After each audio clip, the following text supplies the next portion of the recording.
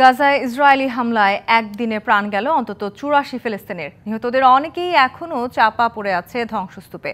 এদিকে ৫০ দিনেরও বেশি সময় ধরে অঞ্চলটিতে বন্ধ রয়েছে সব ধরনের ত্রাণ সরবরাহ।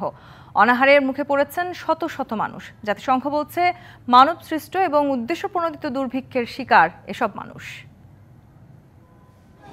গাজায় একদিকে হামলা ও উচ্ছেদ, আরেকদিকে গত ৮ সপ্তাহ ধরে বন্ধ রাখা হয়েছে সকল ধরনের ত্রাণ সরবরাহ। ক্রমে অঞ্চলটিতে সম্পূর্ণভাবে ফুরিয়ে আসছে মজুদ খাদ্য। জাতিসংঘের বিশ্ব খাদ্য কর্মসূচি WFP বলছে, পরিস্থিতি এমন যে দ্রুতই দুর্ভিক্ষের শিকার হবে গাজাবাসী।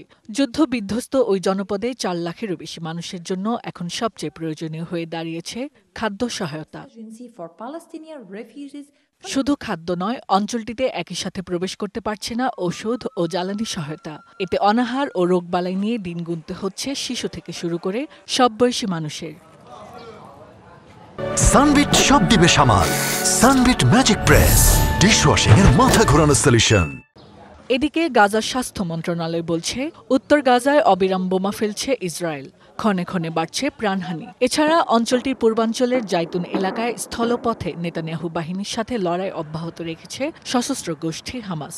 এরই মধ্যে সেখান থেকে বাসিন্দাদের পশ্চিমে সরে যাওয়ার নির্দেশ দিয়েছে ইসরায়েলি সেনারা। গাজায় চলমান বর্বরতার মাঝেই অধিকৃত পশ্চিম তীরে চলছে ইসরায়েলের নির্মমতা ও নৃশংসতা।